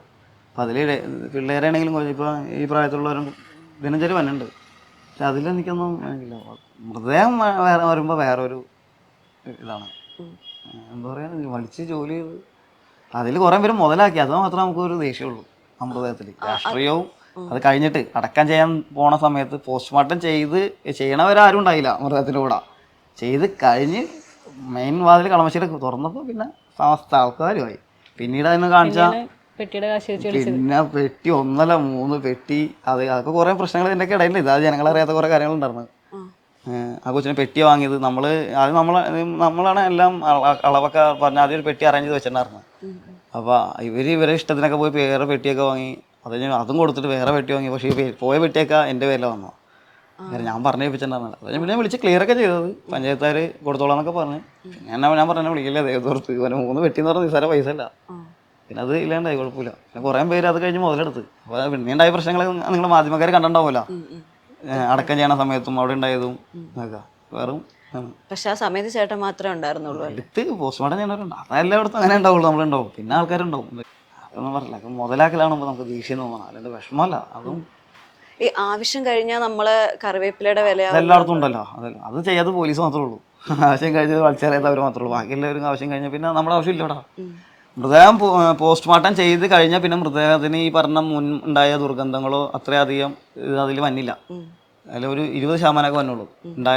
എടുക്കുമ്പോൾ ഉണ്ടാവണതിൻ്റെ 20% ഉള്ളൂ. കാരണം പോസ്റ്റ്മോർട്ടം കഴിഞ്ഞ് അവർ നന്നായിട്ട് പ്ലാസ്റ്റിക്കിലിട്ട് പാക്ക് ചെയ്ത് അവരുടേതായ പെർഫ്യൂംസ് ഓരോ വാങ്ങിച്ചു കൊടുക്കണതോ അവിടെ ഉള്ളതോ അടച്ച് നല്ല വൃത്തിയാക്കിയിട്ട് ഒരു അണുക്കൾ പോലും പുറത്ത് വരാതായിരിക്കും പാക്ക് ചെയ്ത് തന്നെ. പിന്നെ ഫ്രീസറിൽ വെച്ച് അടക്കം ചെയ്യാൻ കൊണ്ടുപോയത് വേറെ ആർക്കും ബുദ്ധിമുട്ടൊന്നുമില്ല. പിന്നെ അത് കഴിഞ്ഞപ്പോൾ നമ്മൾ കറിവേപ്പിലാണ്. അല്ലെങ്കിൽ പിന്നെ എടുക്കണ വരെ ആരും അറിയണില്ല, എടുത്ത് കൊണ്ടുപോകാൻ 100 പേര് വരും. അങ്ങനെ ആ ബന്ധുക്കളോട് കറിവേപ്പിലാക്കിയ സാഹചര്യത്തിലും അംഗീകാരം കിട്ടിയിട്ടുണ്ട്. അത് നമുക്ക് ഒരുപാട് സ്ഥലത്ത് കിട്ടിയിട്ടുണ്ട്. നമ്മളെ തന്നെ നമുക്ക് ആകെ ഒരു 4 പേര് എതിർക്കുമ്പോൾ 10 സ്റ്റോറി പറയുന്നത് അതൊരു അദ്ദേഹം വലിയൊരു ആശയക്കാരൻ. അതിനെ പേരെടുത്ത് പറയാത്തത് ഒരു ഇതിൽ പറഞ്ഞപ്പോൾ അദ്ദേഹം വന്ന് പറഞ്ഞിരുന്നു. അതൊന്നും ഇവിടുന്ന് കുറച്ച് പോയതേ, അതുകൊണ്ടാണ്. അദ്ദേഹം ആ സംഭവം കഴിഞ്ഞ ദിവസം ഇത് എല്ലാവരും തെറ്റായിട്ട് ധരിച്ചിട്ടുണ്ട്. എന്നെ എതിർത്തത് അവിടെ ഉള്ള പ്രായമായ ഒരാളും അതോടൊപ്പം നിന്നൊരു 4-5 പേരുള്ളൂ. ക്ലിയർ ആയിട്ട് ഒന്ന് പറയാം. അതെന്ന് പറഞ്ഞാൽ അദ്ദേഹത്തിന് അച്ഛൻ്റെ മൃതദേഹം ഞാനാണല്ലോ എടുത്ത. അപ്പം മൃതദേഹം അദ്ദേഹത്തിന് കാണാനില്ല. അദ്ദേഹം പിരിവിന് പോയിട്ട് കണ്ടില്ല. അങ്ങനെ പരാതി കൊടുക്കാൻ വന്നത്. അപ്പോൾ ഇങ്ങനെ അറിയിപ്പ് വന്ന പോലീസിൽ അറിയിപ്പ് വന്ന ഇങ്ങനെ ഒരു റണ്ണവർ ഉണ്ടായിട്ടുണ്ട് ഇന്ന സ്ഥലത്ത് റിപ്പോർട്ട് ചെയ്തിട്ടുണ്ടെന്ന് പറഞ്ഞു. അപ്പോൾ ഇന്ന സ്ഥലത്തൊക്കെ പോയപ്പോൾ അവിടെ സംഭവം കണ്ടില്ല. അപ്പോൾ ചോരപ്പാട് കണ്ട്. അപ്പോൾ അന്ന് ഈ ഇവിടെ കണ്ടല്ലോ ലോറിക്കാരൊക്കെ ഇരിക്കുന്ന സ്ഥലങ്ങൾ, മറിച്ച് ലോറിക്കാരൊക്കെ ഇരിക്കുന്ന മെനകടാക്കി ഈ ചെറിയൊരു ഓടയുണ്ട്. ഓടെന്ന് പറഞ്ഞാൽ കനാലിൽ നിന്ന്, നമ്മളിവിടെ കനാലെന്ന് പറയും, തോടെന്നൊക്കെ പറയും. വലിയതല്ല, ഉദ്ദേശിച്ച ചെറുത്. നിറച്ചും വേസ്റ്റും അവിടെ പല ആരൊക്കെയെന്ന് പറയുമല്ലോ, പല ഹോട്ടലുകാരും മാലിന്യ വേസ്റ്റും ഈ ആൾക്കാരും ഭായിമാരും തമിഴ്മാരൊക്കെ. ഇന്ന് ഭായിമാർ കുറവാണ് അന്ന്, ഇപ്പോൾ തമിഴ്മാരൊക്കെ തോന്നുന്ന സ്ഥലം. അപ്പോൾ ഇടിച്ച് തിട്ടത് അങ്ങനത്തെ. അപ്പോൾ 3 ഇതായി തിരിച്ചു പോയിട്ട് എടുത്തപ്പോൾ വിട്ടൊക്കെ പോയി. അപ്പോൾ മൊത്തം മലവും അഴുക്കും വേസ്റ്റും എല്ലാം ഉണ്ടായിരുന്നു. അപ്പോൾ അങ്ങനെ അപ്പോൾ ഞങ്ങൾ ചെന്നപ്പോഴേക്കും മകനെ അറിയിച്ചിങ്ങനെ ഞങ്ങൾ സ്ഥലത്ത് നിങ്ങൾ ചെന്ന് നോക്ക്.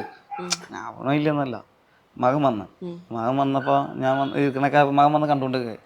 പിടുത്തെല്ലാം കഴിഞ്ഞ് വൃത്തിയൊക്കെ കഴിഞ്ഞപ്പോഴാണ് നമ്മൾ തിരിച്ചറിയണമല്ലോ, മോക്കെ വെച്ച് മോളിൽ കയറ്റി കൊടുത്തപ്പോഴും തിരിച്ചറിയണം. അപ്പോൾ അത് അദ്ദേഹം എല്ലാം കണ്ടതാണ്.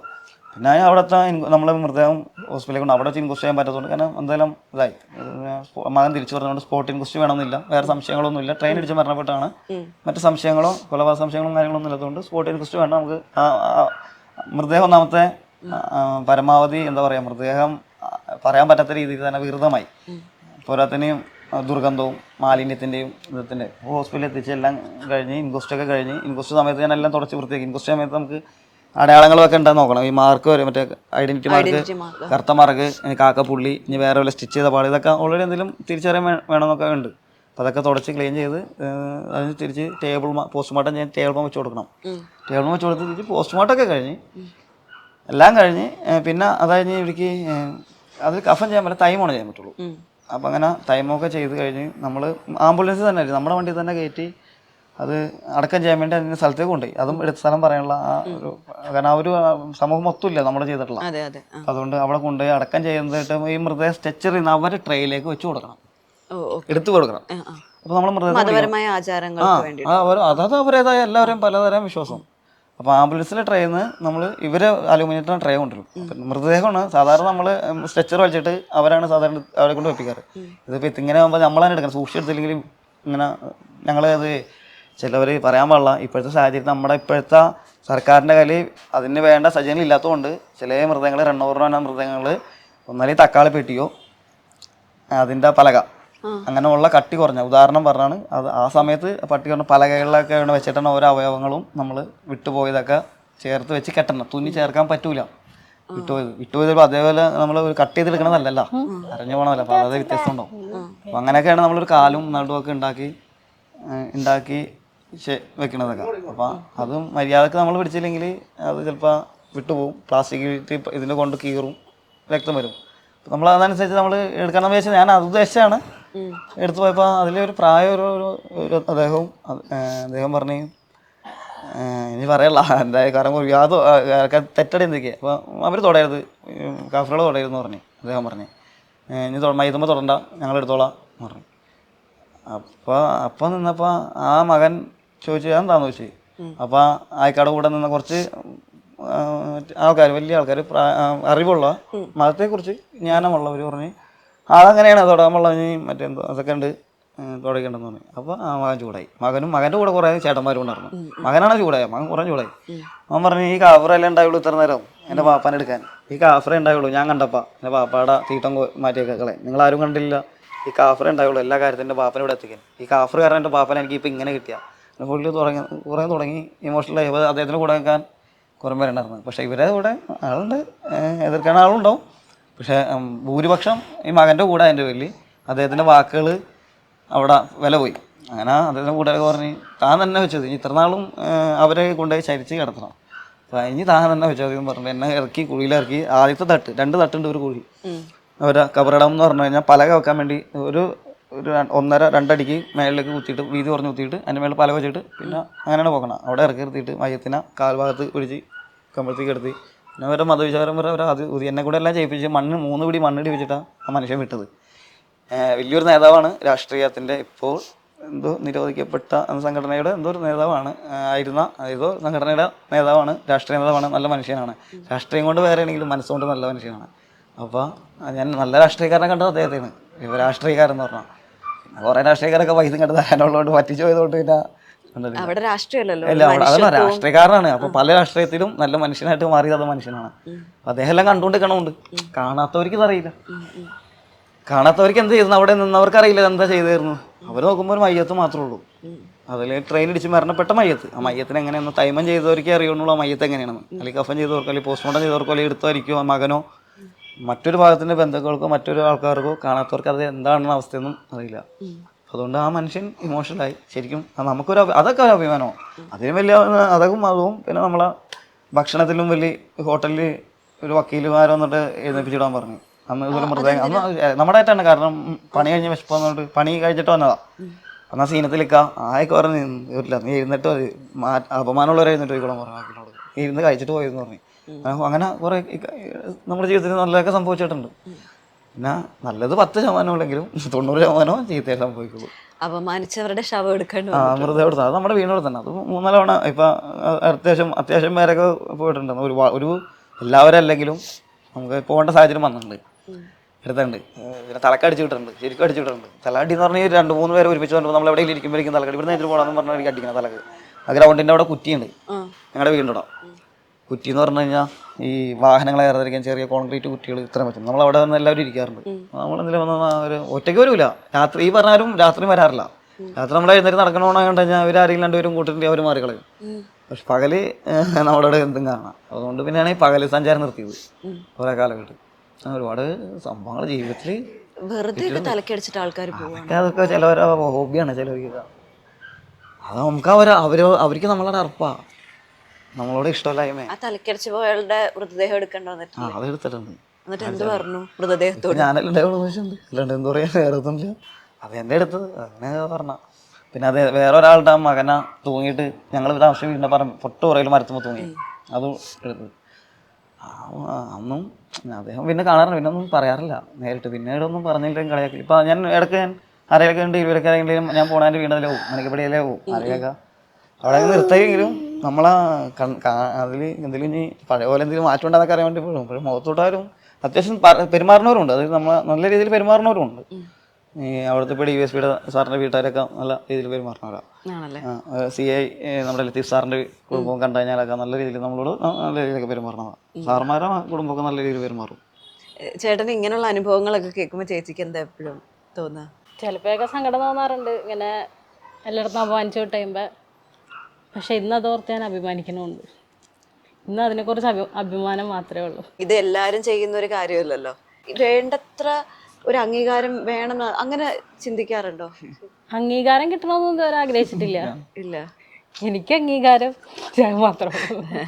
ഈ മരണം നടന്ന വീട്ടിലേക്ക് ചെല്ലുമ്പോൾ അത് കൊലപാതകമാണോ അല്ലെങ്കിൽ ആത്മഹത്യ ആണോ എന്ന് തിരിച്ചറിയാനുള്ള ഒരു കഴിവ് ചേട്ടനുണ്ട് എന്ന് അങ്ങനെ കഴിവല്ല, നമുക്കറിയാൻ കഴിയും. അതിപ്പം എന്താ പറയാ, ഈ പോലീസ് അന്വേഷണങ്ങളിൽ നമ്മളുടെ കണ്ടെത്തലുകൾ ഉപകാരപ്പെടാറില്ലേ? അങ്ങനെ നിയമപ്രകാരം പറയാൻ അനുവാദമില്ല. പക്ഷെ എന്തായാലും നമ്മൾക്ക് മനസ്സിലാവും, പെട്ടെന്ന് മനസ്സിലാവും.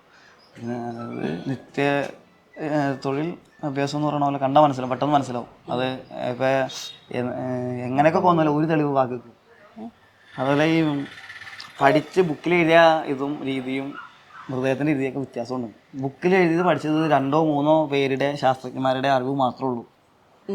അല്ലെങ്കിൽ 2-3 മൃതദേഹങ്ങളുടെയോ 4-5 മൃതദേഹങ്ങളുടെയോ ഒരു ശാസ്ത്രം കണ്ടെത്തുന്നത് ഒന്നല്ലെങ്കിൽ ഇപ്പോൾ ഉദാഹരണം പറഞ്ഞൊരു വാഹനത്തിൻ്റെ ക്വാളിറ്റി കണ്ടെത്തുന്ന ആ കമ്പനിയിൽ ഉണ്ടാക്കുന്ന 1000 വാഹനങ്ങളിൽ നിന്ന് വെറും 4 വാഹനം തിരഞ്ഞെടുത്തിട്ടാണ് എന്ന് പറഞ്ഞ പോലെ മൃതദേഹങ്ങളുടെ ബുക്കിൽ ശാസ്ത്രത്തിൽ എഴുതി വെച്ചാൽ കണ്ടെത്തലുകൾ കൂടുതലും ഞാൻ മനസ്സിലാക്കിയെടുത്തോളം എൻ്റെ ആശന്മാർ പറഞ്ഞ പല കാര്യങ്ങളും ബുക്കിലില്ല. അപ്പോൾ അങ്ങനത്തെ ഞാൻ കണ്ടിട്ടില്ല, സാർമാരും വായിച്ച് കേട്ടിട്ടില്ല, പഠിച്ചിട്ടില്ല. പക്ഷെ ആ കാര്യങ്ങളൊക്കെ യാഥാർത്ഥ്യമാണ്. അതായത് ഒരു മൃതദേഹവും ഒരേപോലെ ഇന്ന് വരെ ഒരു സാഹചര്യത്തിലും കിടന്നിട്ടില്ല. അതായത് ഒരേപോലെ മരണപ്പെട്ടാണെങ്കിലും ഒരേ രീതിയിലാവില്ല അത് അവർ മരണം സംഭവിച്ചേക്കുന്നതും പറഞ്ഞത് ജീവൻ ശരീരം നഷ്ടപ്പെടുന്നത്, അനുഭവിക്കുന്ന വേദനകൾ, മരിക്കിടക്കുന്ന സമയങ്ങൾ. ഇപ്പോൾ സൈനൈഡ് കഴിച്ചാൽ ഒരാളിപ്പോൾ ഒരു 3 സെക്കൻഡ് കൊണ്ട് ആൾ മരണപ്പെടുമെങ്കിൽ ചിലപ്പോൾ അടുത്ത ആൾ ചിലപ്പോൾ 4 സെക്കൻഡ് കൊണ്ടായിരിക്കും മരണപ്പെടണം. മരണപ്പെട്ട് കിടക്കുന്ന ആൾ ചിലപ്പോൾ പിന്നോട്ട് വീണായിരിക്കും, മറ്റാൾ മുന്നോട്ട് വീണായിരിക്കും. അത് മൃതദേഹ രൂപഘടനയ്ക്ക് മാറ്റം എന്തായാലും ഒരുപോലെ ഒരു മൃതദേഹത്തിനും വരില്ല. അതാ പറഞ്ഞ അത് മരണപ്പെട്ട് വീണ് കഴിഞ്ഞാൽ ആ മൃതദേഹം ചിലപ്പോൾ ഒരാൾ വീണിട്ട് ഒന്നുകൂടി പിടച്ചെന്ന് വരാം, ചില ഇച്ചിരി ജീവൻ നീണ്ടു നിന്ന് വരാം. ഒരേ മൃതദേഹം ഒരേപോലെ ഒരു മൃതദേഹം കിടക്കില്ല എന്ന് പറഞ്ഞോളൂ. ഇതിൽ ഇപ്പോൾ ഒരു കൊലപാതകം നടന്ന വീട്ടിലാണെങ്കിൽ ചേട്ടൻ ചെല്ലുന്നതെങ്കിൽ ഇതിന്റെ മൃതദേഹത്തിന്റെ ബാക്കിയുള്ള നടപടികളെല്ലാം അതെങ്ങനെ കറക്റ്റ്? അല്ല, കൊലപാതകമല്ല, മൃതദേഹത്തിന്റെ കാര്യം പറയാം. കൊലപാതകം നമുക്ക് അതിലൂടെ കണ്ടു. നമ്മൾ ചെല്ലുമ്പോൾ എങ്ങനെയാണ് നമ്മൾ മൃതദേഹം കിടക്കുന്നത്, മൃതത്തിന്റെ മുടിയിഴകൾ മുതൽ കാലിൻ്റെ ഉള്ളംകാലിൻ്റെ മണ്ണ് വരെ നമ്മൾ പരിശോധിക്കും. വിരലും നഖം വരെ പരിശോധിക്കും. മൃതദേഹം പൂർണ്ണമായിട്ടെല്ലാം പരിശോധിക്കും നമുക്ക്. പിന്നെ അതിനു മുമ്പ് അതിൻ്റെ പരിസരം പരിശോധിക്കും.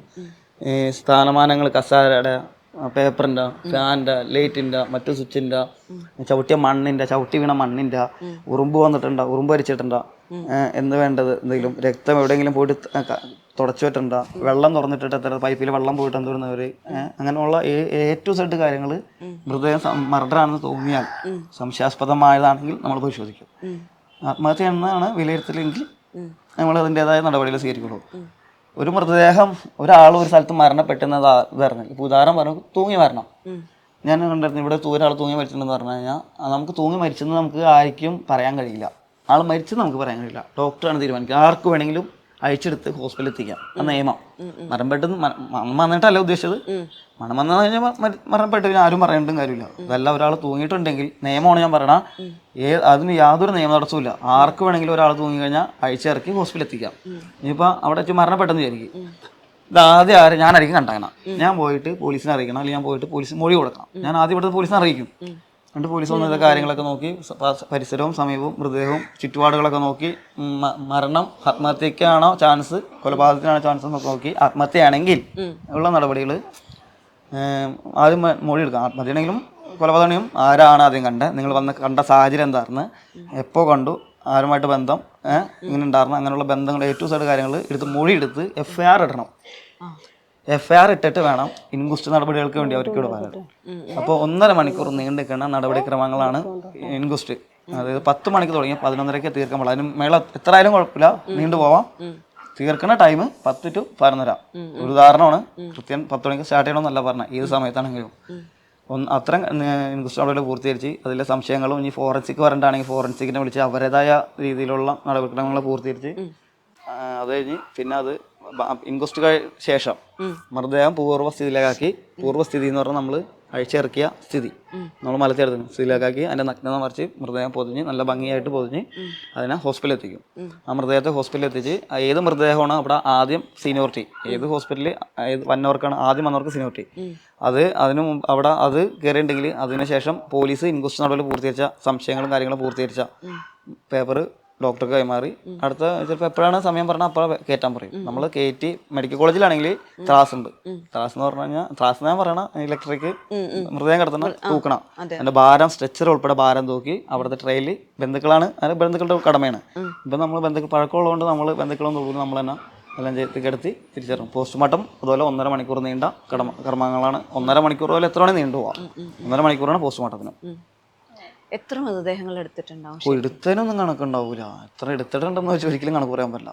ഏകദേശം 22,000 മൃതദേഹങ്ങൾ അടക്കം ചെയ്തിട്ടുണ്ട്. 3000-ഓളം എന്നാണ് കണ്ടത്. 2,000-ഓളം മൃതദേഹങ്ങൾ അടക്കം ചെയ്തിട്ടുണ്ട്. അനാഥ മൃതദേഹങ്ങൾ മാത്രം. അനാഥ മൃതദേഹങ്ങൾ മാത്രമാണ് ഈ 2,000-ഓളം വരുന്നത്. എടുത്തതിന് മൃതദേഹത്തിന് കണക്കുണ്ടാവൂല. എടുത്തത് ഇപ്പോൾ ഒന്നും പറയാൻ പറ്റൂല എത്രയാണെങ്കിലും. 2,000-ഓളം അനാഥ മൃതദേഹങ്ങൾ മാത്രം അടക്കം ചെയ്തിട്ടുണ്ട്. അനാഥ അടക്കം ചെയ്യുന്ന എല്ലാ അനാഥ മൃതദേഹങ്ങൾക്കും കണക്കുണ്ട്, നമുക്കുണ്ടാവും. ഏതെങ്കിലും കാലത്ത് എപ്പോഴെങ്കിലും വന്നാൽ എടുത്തു കൊടുക്കാൻ ബാധ്യസ്ഥനാണ് ആ മൃതദേഹം. എവിടെ കുഴിച്ചിട്ട് നമുക്ക് അറിയാൻ കഴിയണം. ഇതിപ്പോൾ എൻ്റെ ഇത് അവസാനിച്ചാൽ ഒരു ബുക്ക് ഉണ്ട്, അത് സ്വാഭാവികമായിട്ട് പോലീസിന് പോകും. അതപ്പോൾ ആ ബുക്കിൽ ഏത് ടാങ്ക് എത്രാമത്തെ ഇതിലാണ് മൃതദേഹം അതൊക്കെ അറിയാൻ പറ്റും. അങ്ങനെ അടക്കം ചെയ്തതിന് ശേഷം ആൾക്കാർ വന്നിട്ടുണ്ട്. രണ്ടാൾ വന്നിട്ടുണ്ട്. ഒരാൾ എടുത്തും പോയിട്ടുണ്ട്. ഗോവ ഒരു പെൺകുട്ടിയുടെ ആണോ? ഗോവക്കാരി. അവർ മാത്രമേ എടുത്തും പോയിട്ടുള്ളൂ. അപ്പൊ എടുത്തിട്ട് പോകാനായിട്ട് എന്തെങ്കിലും ഉണ്ടാവും. നശിക്കാൻ നമ്മൾ സമ്മതിക്കില്ല. നമുക്ക് സൂക്ഷിക്കണം. പരമാവധി മൃതദേഹം അഴുകിയാലും അസ്ഥി ദ്രവിക്കാതെ സൂക്ഷിക്കണം. അപ്പൊ ഇത് അടക്കം ചെയ്യാം, കത്തിക്കല്ല? ഇല്ല, കുഴിച്ചിടും. 174 പെടുന്ന അൺനോൺ ഫീമെയിൽ ഓർ മെയിൽ ഏത് മൃതദേഹമാണെങ്കിലും നമ്മൾ നിയമപ്രകാരം 4 ദിവസം, മാനുഷിക പരിഗണന 8, 10, 15, 1 മാസം. പെൺകുട്ടീനെ കെട്ടിത്താത്തി 2.5, 3 മാസം വരുന്നുണ്ട്. ആലുവയിൽ പെൺകുട്ടീനെ കെട്ടിത്താത്തി 3 മാസം മൃതദേഹം വരുന്നു. ഇപ്പം കാരണം പെൺകുട്ടീനെ ഇതുവരെ തിരിച്ചറിഞ്ഞില്ല. ഇപ്പം നമ്മുടെ സൂരജിലാമ്മയുടെ ഏകദേശം മകൻ DNA കിട്ടിയാലേ ഉറപ്പാക്കുള്ളൂ. ഇപ്പോഴും ഇത്രയും കാലമായിട്ട് ഫ്രീസറിലിരിക്കുക. ബാക്കി അത് മാനുഷിക പരിഗണനയാണ്. ഒക്കെ വെച്ച് നോക്കും. 4 ദിവസം നിയമം. ബാക്കി മാനുഷിക പരിഗണന ആരും വന്നില്ലെങ്കിൽ ആ മൃതദേഹം നമ്മൾ മുനിസിപ്പാലിറ്റിക്ക്, അതാണ് നമ്മുടെ ഇവിടുത്തെ കഴിവുകേട്, ഒരു മൃതദേഹം അടക്കം ചെയ്യാൻ പോലീസ് അതാത് തദ്ദേശ സ്വയംഭരണ സ്ഥാപനത്തിന് കത്ത് കൊടുക്കണം, അപേക്ഷ കത്ത് കൊടുക്കണം. ഈ മൃതദേഹം അടക്കം ചെയ്യാൻ 6 അടി മണ്ണ് തരാൻ മുനിസിപ്പാലിറ്റിക്ക് അതോ പഞ്ചായത്തിനോ കോർപ്പറേഷനോ പോലീസ് അപേക്ഷയും കൊടുത്ത് കാത്ത് കെട്ടി നിൽക്കണം. അവരുടെ സമയത്തിന് അവർ വിചാരിക്കണം. ഇനി അവർ പറയുകയാണ് ഇവിടെ സ്ഥലമില്ലെങ്കിൽ ഇത് പോലീസിൻ്റെ പാടാ, ഇത് കൊണ്ടുപോയി നടക്കലും അന്വേഷിച്ചടക്കണം. പോലീസ് ഇറന്ന് വൃത്തിയായിരുന്നപ്പോൾ നമ്മൾ അന്വേഷിച്ചെടുക്കും ആണ്. അപ്പൊ ഈ ശരീരം അത്രയും ദിവസം അവിടെ ഇരുന്ന് ഇതാവല്ലേ ചെയ്യാ? അത് ശരിക്കും ഒരു മൃതദേഹത്തിനോട് ചെയ്യുന്ന ഏറ്റവും വലിയ അനീതിയല്ലേ? പിന്നല്ലാണ്ട് എന്ത് ചെയ്യാൻ പറ്റും? ആലുവ ഭാഗത്ത് മരണപ്പെട്ട മൃതദേഹത്തിന് മാത്രം ആലുവയിൽ അടക്കം ചെയ്യാനുള്ള അനുവാദമുള്ളൂ. എല്ലായിടത്തും അടക്കം ചെയ്യണ ശ്മശാനം ഇല്ലാതാനും. കേരള സർക്കാരിൻ്റെ കീഴിൽ എല്ലാ തദ്ദേശ സ്വയംഭരണ സ്ഥാപനത്തിൻ്റെ കീഴിൽ കുഴിച്ചിടുന്ന ശ്മശാനങ്ങളിൽ എല്ലായിടത്തും ഇല്ല. എത്ര സ്ഥലത്ത് അതിപ്പോൾ ഉദാഹരണം പറയണ, ഇപ്പോൾ ആലുവ മുനിസിപ്പാലിറ്റി ഞാൻ ഉദാഹരണം എടുത്ത് പറയുന്നതാണ്. പങ്കമാലി മുനിസിപ്പാലിറ്റിയുടെ പാതിക്ക് വെച്ച് എവിടെയോ ഭാഗത്ത് വെച്ച് ഒരാൾ ചികിത്സയിൽ അവശ്യ നിലയിലായിട്ട് അദ്ദേഹത്തെ കൊണ്ടുപോയിട്ട് ഞാൻ കളമശ്ശേരി മെഡിക്കൽ കോളേജിലാക്കിയിട്ട് അവിടെ കിടന്ന് മരണപ്പെട്ടത് അദ്ദേഹം വീണത് അവിടെ അങ്കമാലി, മരണപ്പെടുന്നത് കളമശ്ശേരി. ശരി, ആലുവക്കാരൻ. ആലുവയിൽ താമസിച്ച് ഇവിടെ കിടന്ന് ഭിക്ഷാന്തേഹിയായി നടന്നവൻ ആണ്. പക്ഷെ ഇവിടെ 3 പേര് തട്ടിക്കളിക്കും. 3 പേര് ഇത് അറിയില്ല, കേൾക്കൂല. കളമശ്ശേരി സ്വദേശിയുടെ അല്ല, ആലുവക്കാരൻ്റെ അല്ല, അങ്കമാലിക്കാരൻ്റെ. അവിടെ ഏറ്റവും വലിയ തടസ്സം ഒരു മൃതദേഹം ഒന്നാമത്തെ ഉണ്ടല്ലോ, മൃതദേഹം മറ്റാരുടെയോ ആണ്, മറ്റെന്തോ ആണ്. അതാദ്യം അവനവൻ്റെ അല്ല, അതാണ് ഏറ്റവും വലിയ തടസ്സം. രണ്ടാമത്തെ, നിലവിൽ വേണ്ടത്ര സൗകര്യമുള്ള ശ്മശാനങ്ങൾ നമ്മുടെ ഇവിടെ ലഭ്യമല്ല. മൂന്നാമത്തെ, ഇതിന് ഒരുപാട് ചിലവുണ്ട്. കുഴി കുത്തണമെങ്കിൽ 2 പേര് വേണം. ഈ നമ്മളിവിടെ അനാഥമായിട്ട് വന്നത് ഒന്നിൽ തിരിച്ചറിയാൻ കഴിയാത്ത വിരൂപമായതോ അല്ലെങ്കിൽ പഴക്കം ചെന്നതോ ഉപയോഗിച്ചതോ, കൂടുതലും വന്നത് അങ്ങനെയാണ്. ഇവരെ മരണ്ട വരും. ഹെൽത്ത് ഡിപ്പാർട്ട്മെൻറ്റ് ഏറ്റെടുക്കണം, അവർ വരണം. അവർക്ക് അതിൻ്റെ ബുദ്ധിമുട്ട്. മണ്ണില്ല, കുഴിച്ചിട്ട് ഇപ്പം ഫില്ലായി എന്ന് പറയാം. ശരിയാണ്. പരമാവധി ശ്മശാനങ്ങളൊക്കെ ഇപ്പോൾ നിറഞ്ഞിട്ടുണ്ട്. ഇപ്പോൾ കൊച്ചുമേങ്ങ ശ്മശാനം ടാങ്ക് മൊത്തം നിറഞ്ഞിടക്കെ. ഇനിയിപ്പോൾ അവരെ കൊണ്ട് ഇല്ല, കുഴി കുത്താൻ പറ്റില്ല, കൊളപ്പാറയാണ്, റിജക്റ്റ് ചെയ്യും. ഫുള്ളാണെന്ന് പറഞ്ഞ് റിജക്റ്റ് ചെയ്യുക. ഇതൊക്കെയാണ് ഓരോ തടസ്സങ്ങൾ. പിന്നെ പണിയെടുക്കണം, ശരിക്കും അവിടെ പണിയെടുക്കണം, ശ്മശാനത്തിൽ പണിയെടുക്കണം. മൃതദേഹം കുഴിക്കുമ്പോൾ 3 അടിക്ക് കുഴിച്ചാൽ പോരാ. 6 അടി നീളം, 6 അടി ആഴം, 2.5 അടി 3 അടി വീതി. ഇത്രയും കുഴിച്ചാലേ ഒരു മൃതദേഹത്തിന് പൂർണ്ണത എത്തുള്ളൂ. 6 അടി മണ്ണ്. അത്രയും കുഴിക്കാൻ ഏകദേശം ഇന്നത്തുള്ള ചൊവ്വര തെറ്റാലി ശ്മശാനം, എറണാകുളം ജില്ലയിൽ ചൊവ്വര തെറ്റാലി ശ്മശാനം ഒഴികെ ബാക്കി ഏത് ശ്മശാനത്തിലും ഒരു 3.5 മണിക്കൂർ 4 മണിക്കൂർ മേപ്പോട്ട് സമയം വരും. അധ്വാനിക്കണം, സമയലഭ്യത, ആ ജോലി ആ സമയത്ത് ഈ ഇത്രയും പേര് പണിക്കാർ റിസ്ക് എടുക്കില്ല. ഇവരെ വേറെ പ്രസിദ്ധീകരിക്കും വന്ന നമ്മളാണ് ഏൽപ്പിച്ചാൽ നമ്മൾ കൊണ്ടുപോകണ പണിക്കാർക്ക് കൊടുക്കേണ്ട പൈസ ഇതൊക്കെ ചിലവാണ്. നമ്മൾ പ്രൈവറ്റായിട്ട് കൊണ്ടുപോകും, അപ്പോൾ നമ്മൾ അവർക്ക് കൊടുക്കണം. അതപ്പോൾ പോലീസിനെ ബാധിക്കും. ആ പൈസ ഇട്ട് ഇവർ തരയില്ല. ഇവരെ ഏറ്റെടുത്തോളാം എന്ന് പറയും, അടക്കം ചെയ്തോളാം എന്ന് പറയും. ഇപ്പം ഇവർ കൊണ്ടുപോകുമ്പോൾ ഒരു 1-2 അടി കുഴിക്കുള്ളൂ. അപ്പോൾ പ്രശ്നങ്ങളുണ്ടാവും. മൃതദേഹം ഏതെങ്കിലും മൃഗങ്ങളോ മറ്റോ തോണ്ടി ഫ്രഷ് ആകുമ്പോൾ തോണ്ടി പുറത്തേക്ക് ഇടും. അങ്ങനെ കുറേ പ്രശ്നങ്ങളൊക്കെ ഉണ്ടായിട്ടുണ്ട്. അതൊക്കെ ഒരിക്കലും കത്തിക്കാനും പാടില്ല. ഓക്സിജൻ മൊബൈൽ ഉത്സവം. മൊബൈൽ വിൽപ്പനാനന്തര സേവനത്തിന് 100% guarantee. EMI, cash back, exchange ഓഫറുകൾക്ക് പുറമെ അത്യുഗ്രൻ സമ്മാനങ്ങളും. Think mobile, think oxygen. Oxygen, the smartphone expert.